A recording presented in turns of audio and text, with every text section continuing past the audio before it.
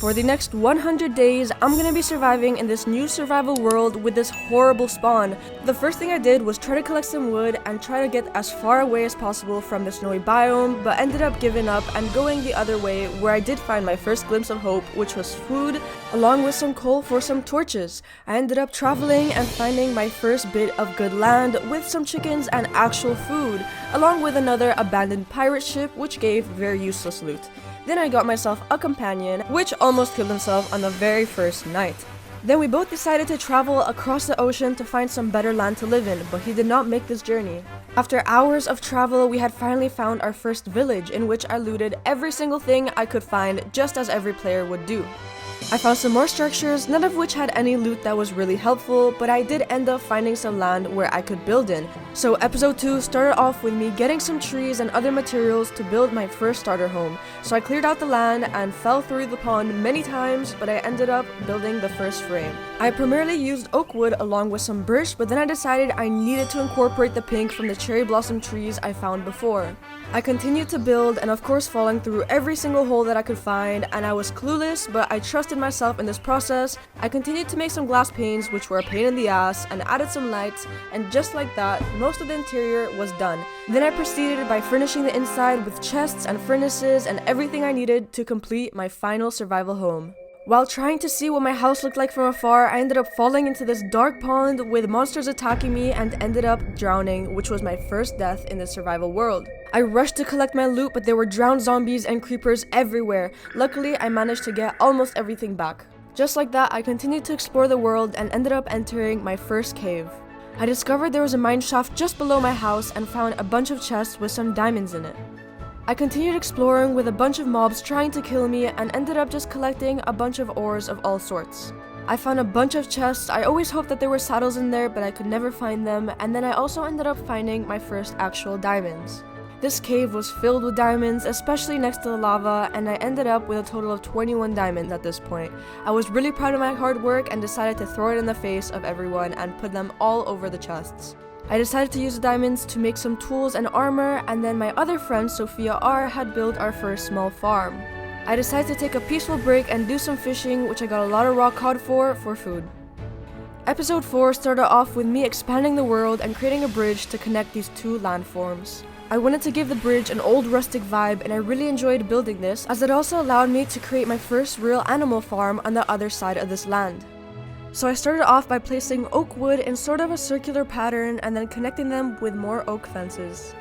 I made some parts of the farm more elevated than others to add more depth, and then I finally began luring all of the animals into their given cages. I was really proud of how this turned out, and I began breeding all the animals. Then I stumbled upon a wolf saving me from a skeleton and decided to give it a chance to tame it. I was overjoyed since I did lose my last dog, so I decided to build this dog a little doghouse.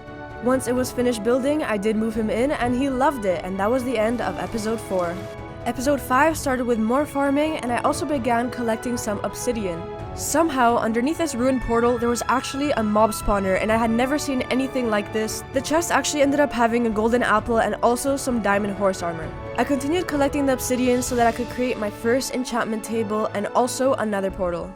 I dug out a really cool cave entrance to this nether portal and began decorating it with all sorts of blocks like stone and leaves. This entrance ended up looking really cool and old, like a medieval castle. Once I was done, I ended up lighting up the nether portal and entering the nether.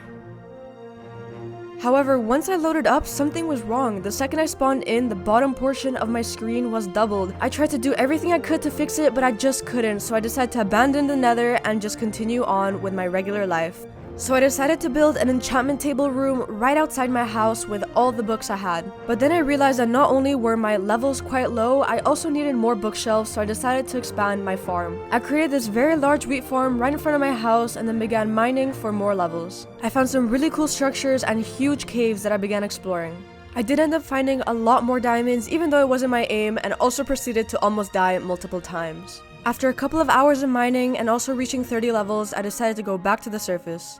Then I bred and slaughtered a lot of my cows so I can get enough leather to finish my bookshelves. Once I was done, I decided to enchant my pickaxe in hopes of getting Fortune 3, and I in fact did. Episode 6 began with more mining with my newly enchanted Fortune 3 pickaxe. With Fortune 3, I ended up getting tons of more diamonds and a lot more levels from mining them. Then I had even more mobs attack me and make me fall down this very steep drop, not once but 2 times. The second time, I have no idea how I survived. I was at half a heart and it was crazy.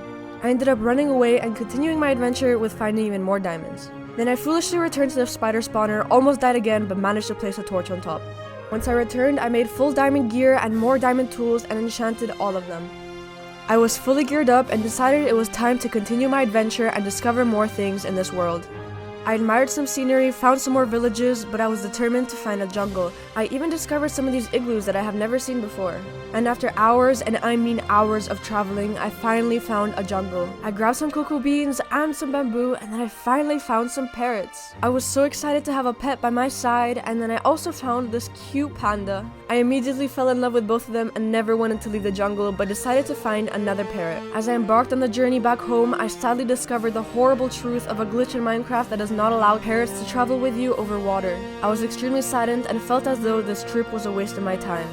Episode 7 then began with a new quest of expanding the world with a new and modern neighborhood, which started with me creating a new modern hotel in which my friends could sleep in. I collected tons of sand and gravel to create concrete, which was a very long and tiring process. I encountered some pillagers, which is fun as always, and also began by finding some spruce wood.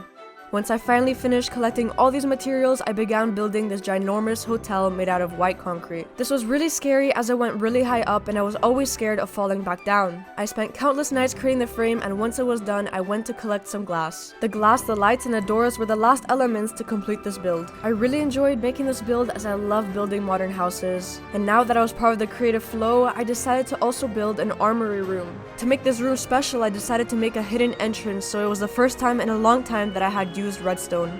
I struggled a bit at the start trying to understand how everything worked, but eventually I got it right. Once I created the hidden entrance, I proceeded by building the walls of the room. One of the biggest challenges of building this room was its oval shape. Once I finished building all the main elements, I proceeded by decorating the facade of the room. Then I added some lights in the interior and ended up playing with the mechanical door, which ended up, of course, breaking the entire thing. Not to worry though, I did end up fixing it and then decorating the inside of this entire armory room.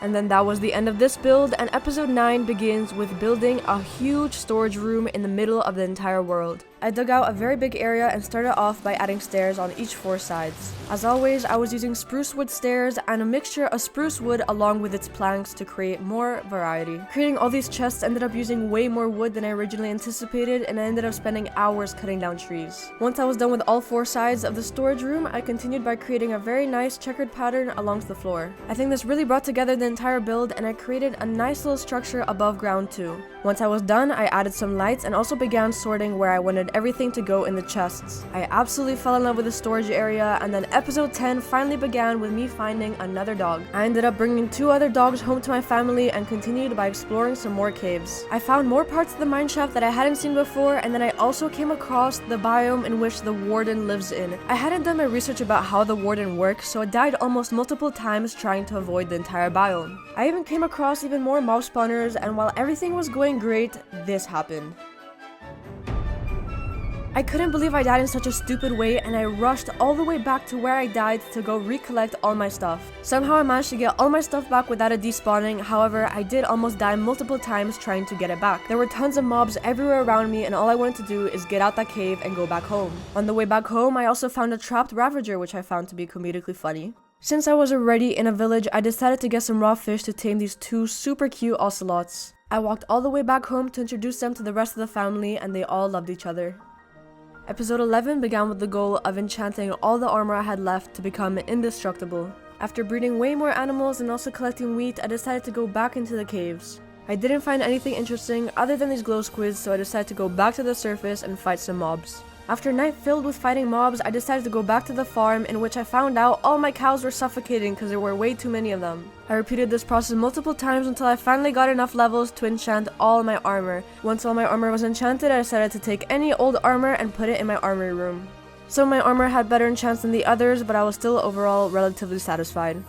Once this was done, episode 12 began with the newest and biggest project yet. I started out by digging out a huge area in which my newest mansion would be built in. If you ask me for a reason for why I decided to build this mansion, I can't give you one, but I still love it. I decided to use my spruce wood as always, but I also decided to use a darker grey concrete for the first time.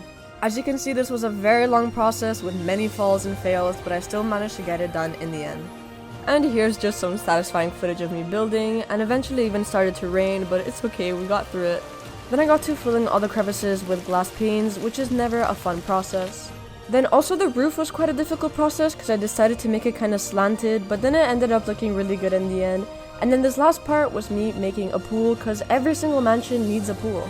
Even though I never actually ended up moving into this mansion, I still love it. And episode 13 is the last episode of these 100 days where I started off by creating a mob spawner which didn't even end up really working. The whole point of this episode was to celebrate my high school graduation and in other ways also the graduation of these 100 days. This lovely wandering trader kept on getting in the way of everything and then I ended up being attacked by his lovely alpacas which had crazy range for some reason. The alpacas ended up even turning on their own master and I fell in a hole and gave myself a heart attack.